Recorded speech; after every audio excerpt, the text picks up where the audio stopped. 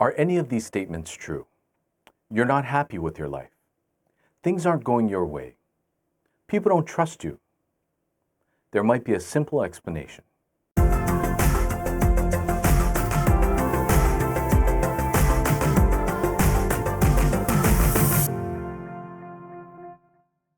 Hi, this is Mike with the Modern Wisdom Guide. I'd like to talk to you about a debilitating failure in your life. It's the reason you're not happy with how your life is progressing. It's the reason people don't trust you. It's ultimately the cause of all your missed opportunities. These negative results stem from not being action-oriented. Let's get a few things out of the way. Do people call you lazy? What is lazy? By definition, lazy is unwilling to work or use energy. You just don't want to do things for yourself or others. If you don't experience a feeling of anxiety or stress when something needs to get done, you might just be lazy. Imagine you walk by the kitchen and you see a sink full of dirty dishes. Food has been left out on the counter, and it's starting to attract ants and roaches. Instead of walking over and washing the dishes, dumping the food, and cleaning the counter, you just grab a drink from the fridge and plop yourself down in front of the TV. Basically, you know there's something to do, but choose not to do it. Not from malice, but just you choose not to do it. If you're like this, then you're probably lazy, and this video is not for you. Are you an irresponsible person? Irresponsible, by definition, is lacking a sense of responsibility. And responsibility itself is the state of being a person who caused something to happen, or a duty or task that you're required or expected to do. But with irresponsibility, you do not have a sense of duty to something which is required of you. You may not be aware of your responsibilities, especially if things have always been done for you. Or you are aware of your responsibilities and your promises to do your duty, but choose not to do them instead. These empty promises mean nothing more than words being said and are then forgotten. If you're truly irresponsible, you're oblivious to the things which need to be done, the responsibilities. They aren't even in your thoughts, not on your radar. It's as if they didn't exist. That being said, if you are irresponsible, truly irresponsible, this video is not for you. Are you stubborn? The dictionary states, stubborn is having or showing a dogged determination not to change one's attitude or position on something, especially in spite of good arguments or reasons to do so.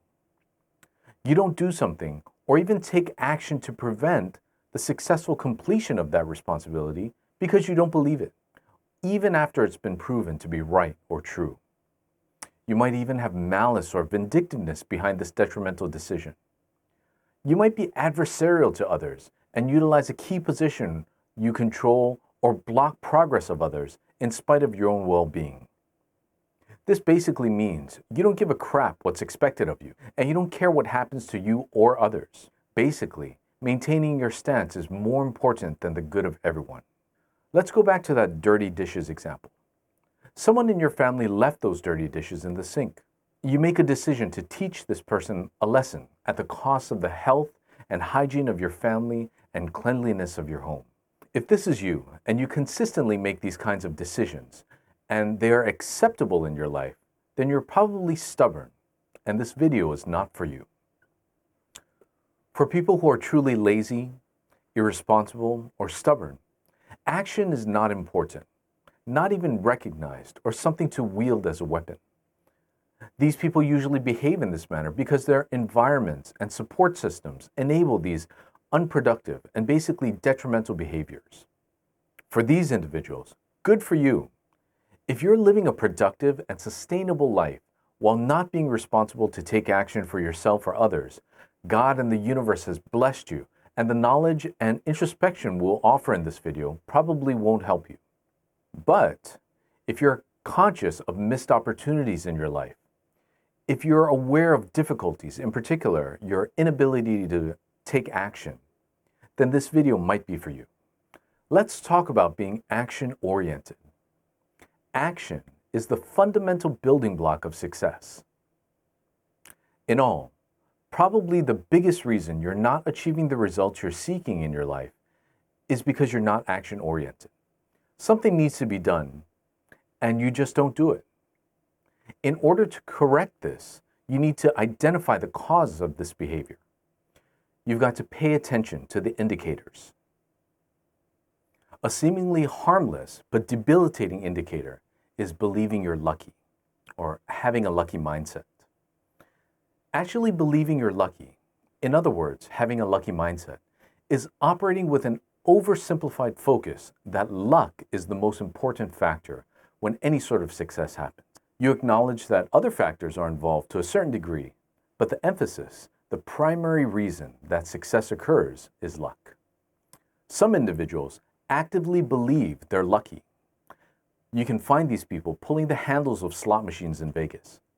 But most people don't even know why they're operating with a lucky mindset. These people can be heard saying things like, "The virus won't affect me or my family," or "Things always seem to work out for me in the end." Someone with a lucky mindset might say, "He's so lucky to have such a successful business," or "She's so lucky to have such a loving family. He's lucky he's so healthy." There's a focus only on the result or outcome, and there's little to no acknowledgement given to the amount of work put in over a period of time to bring about successful results. Without acknowledging the work it takes to make something happen, people operating with a lucky mindset sabotage themselves with a false expectation of great results that'll come easily and quickly.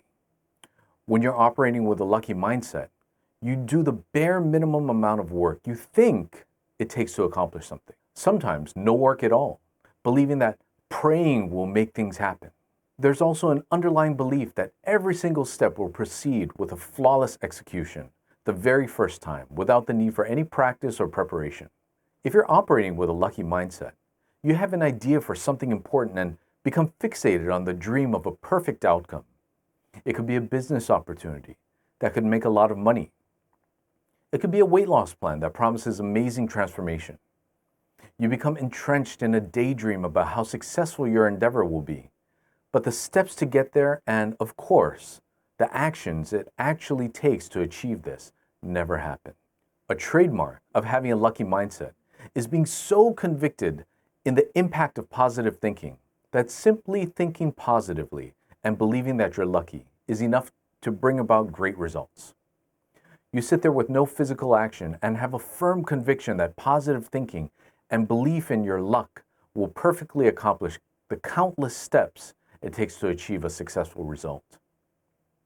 If you're convinced thinking positively and believing that you're lucky is reason enough to do nothing and to leave everything up to chance because it was meant to be, you believe that through positive thinking and belief in your luck, you guide chance in your favor at every single step to have things fall into place perfectly without having to take action because you're just that good.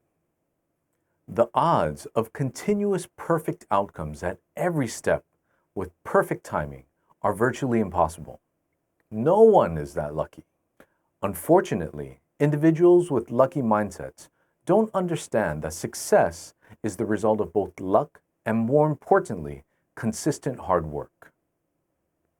It is the intersection of opportunity, luck, and ability, action. Imagine a sliding scale that shows success as a combination of luck and hard work. One end of the scale is luck. On the other end of the scale is hard work.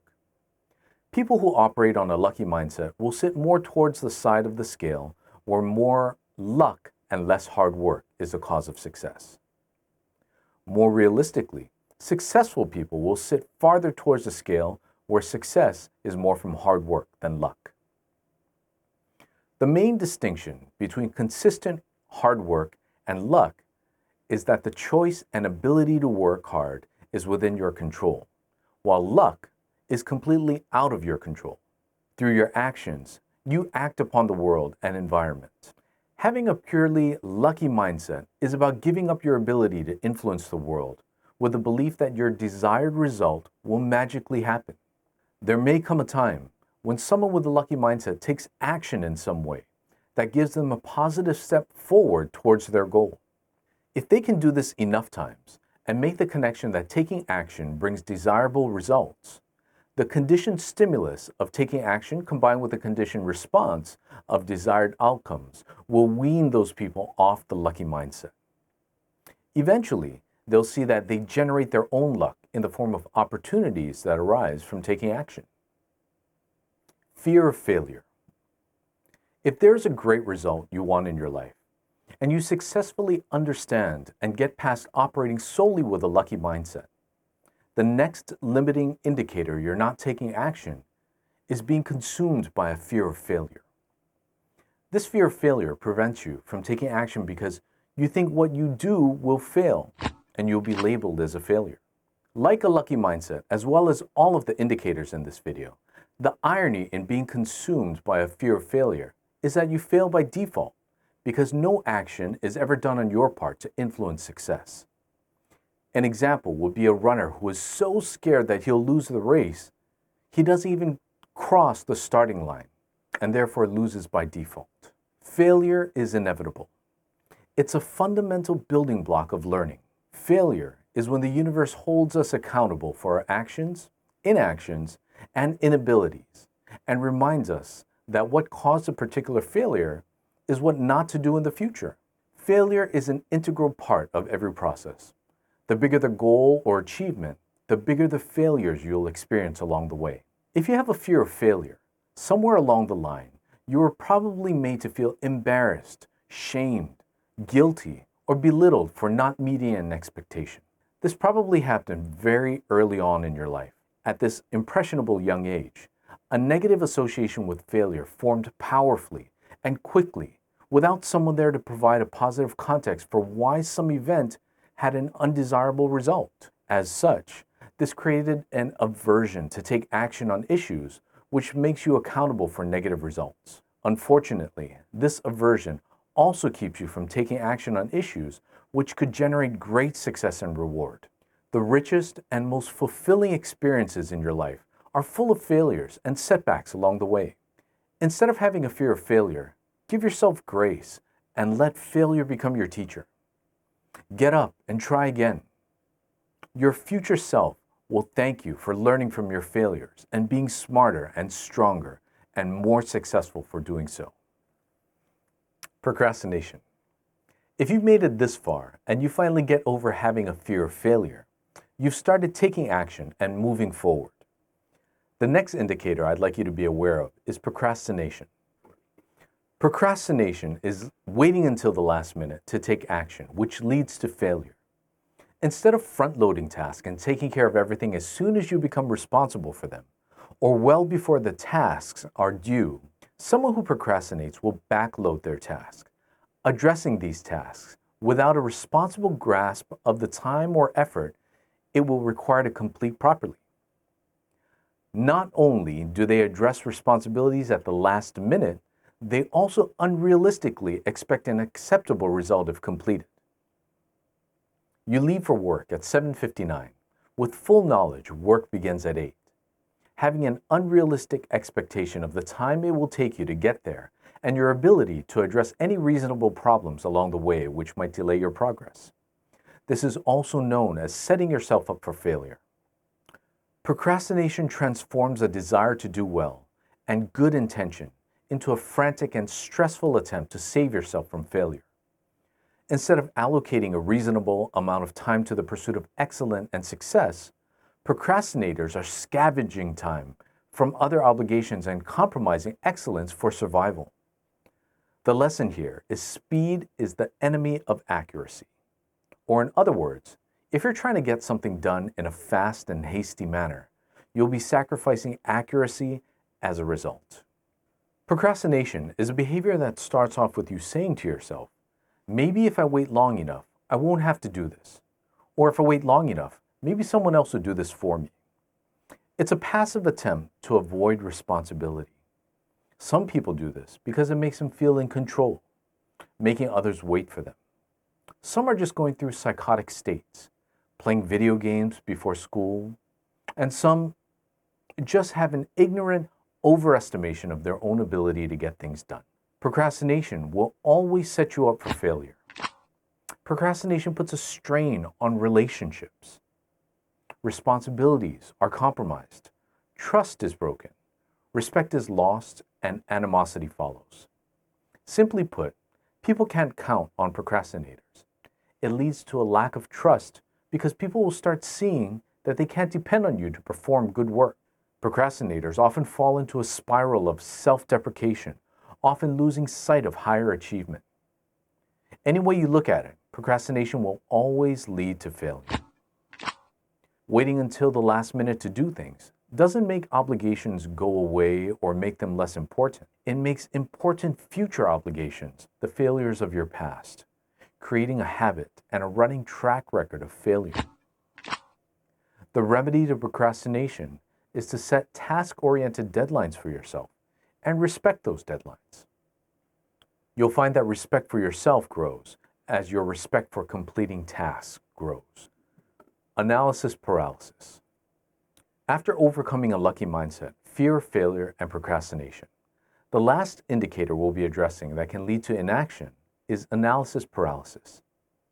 Analysis paralysis is a state of being self-overwhelmed with a seemingly endless decision tree based on actual and anticipated results from facts that actually or are assumed to exist. This basically means that you're thinking and planning so much for every single possible outcome that thinking and planning becomes more important than taking action. In fact, taking action isn't even on the radar anymore. In the most extreme cases, you wouldn't feel ready to move unless you've thought out every single situation that could go wrong. This is absolutely debilitating. Weeks, days, years, decades could go by, thinking and planning without a single action that would move you even one step towards successfully achieving your goals. You're operating under the impression that you have the ability to account for every single circumstance before you act. Without getting started, you're unable to collect real data points, feedback, and experience. Even with data points, feedback, and experience, trying to anticipate every single possibility of failure and success and solutions for each of those instances would be debilitating. Most paths to success are littered with small successes and small failures. You would only know what modifications need to be made to your plan by taking action and receiving feedback from those successes and failures. If you never take action or never have gone through experiences of overcoming an obstacle, how would it even be possible to anticipate what can, might, or will go wrong? It would be a decision tree from hell based on nothing but theory and conjecture. For as much thinking and planning that happens in analysis paralysis, the actual implementation of this plan is not even a priority. Why? Because there's so much to plan for, there's no time to take action. Analysis paralysis tricks you into believing that anything other than a complete plan will set you up for failure.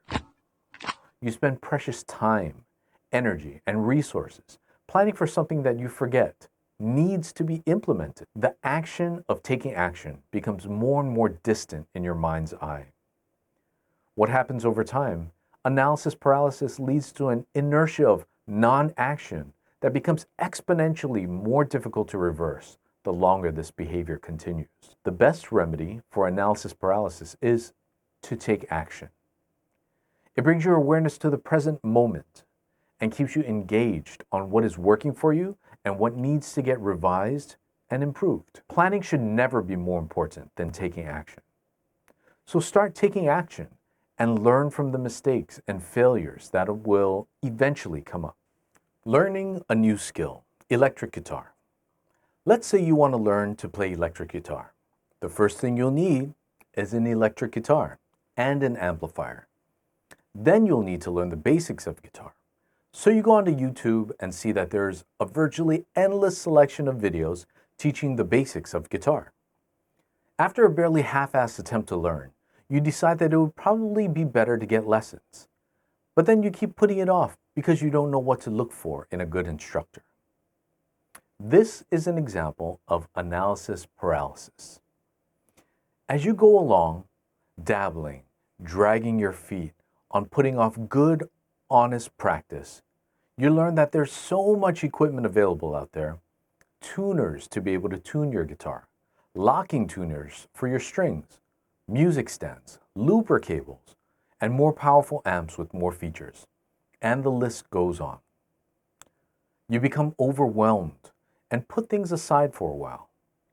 Days, weeks, months, years, possibly even decades go by. And one day you look at your dusty guitar in the storage. If you ever even bought one in the first place, and you think to yourself, yeah, I wanted to learn guitar once. What are the indicators there you see? Having a lucky mindset thinking, hey, how hard can it be? I just have to practice, right? You start practicing, and of course your fingers don't have the muscle memory yet to play like the more skilled players you see on YouTube. And you don't want to try anymore because you're just not getting it. You're afraid to fail. Then you might get caught up in all of the equipment available and become overwhelmed and not buy anything. This is an example of analysis paralysis. Finally, instead of practicing and slowly, consistently building your skill, you procrastinate. You just keep putting the learning off and possibly even eventually die without learning the basics of guitar playing. You can see that seemingly harmless thoughts will lead to seemingly harmless behaviors. But these behaviors might not have a big effect on your life in the moment. But over time, these behaviors will lead to a loss of tremendous opportunities throughout the course of your life. Going on a date.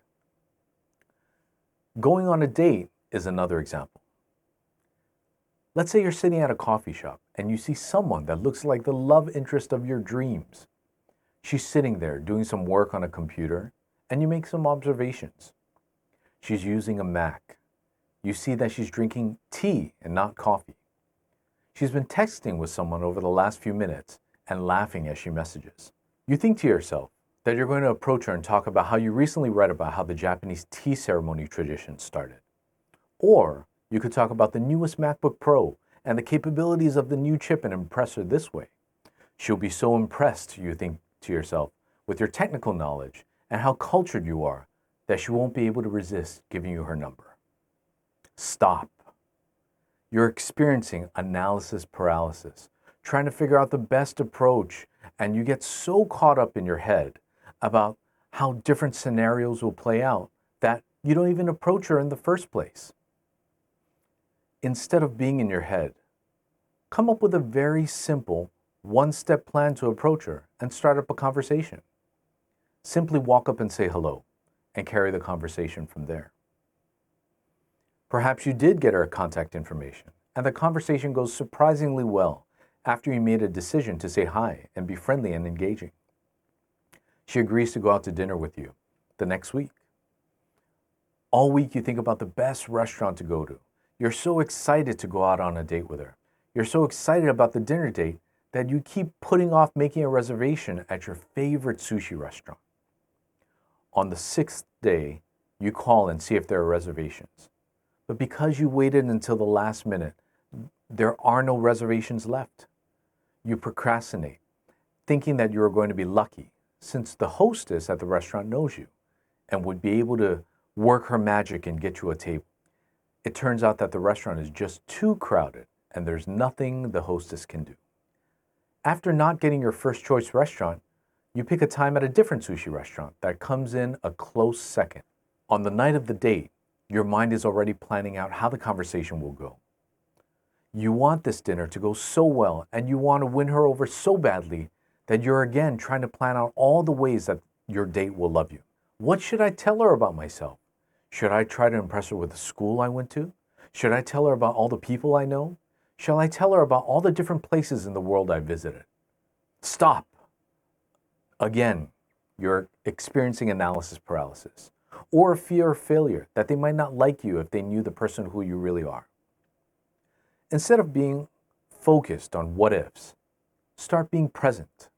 Start being yourself. Be assertive and make it an intention to ask her a question as much as you like to talk about yourself. Develop a sense of recognizing when these indicators arise.